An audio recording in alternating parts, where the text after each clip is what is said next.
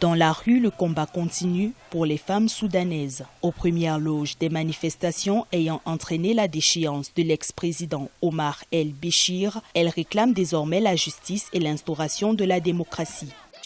Nous voulons un Soudan meilleur, un État démocratique, un État qui nous juge tous conformément à la loi sans favoritisme. Nous sommes donc sur la place jusqu'à ce que nos demandes soient satisfaites, dont la première est le jugement du précédent régime, y compris ceux qui ont commis des crimes et la corruption. Notre révolution est en cours jusqu'à ce que nos demandes soient satisfaites. La représentativité des femmes, autre cheval de bataille pour les militantes soudanaises. Sous le régime très conservateur de Omar el-Béchir, le Parlement se composait de 25% de femmes, tandis que le gouvernement n'en comptait aucune. Nous ne sommes pas satisfaites du nombre de femmes représentées dans le comité de négociation avec le Conseil militaire de transition. C'est une légère présence, contrairement à la réalité de notre participation à la révolution et à notre norme au sitting. Des observateurs ont révélé que 2/3 des manifestants au Soudan étaient des femmes. Jeune militante de 22 ans, Ala Salah a été désignée par des internautes comme le symbole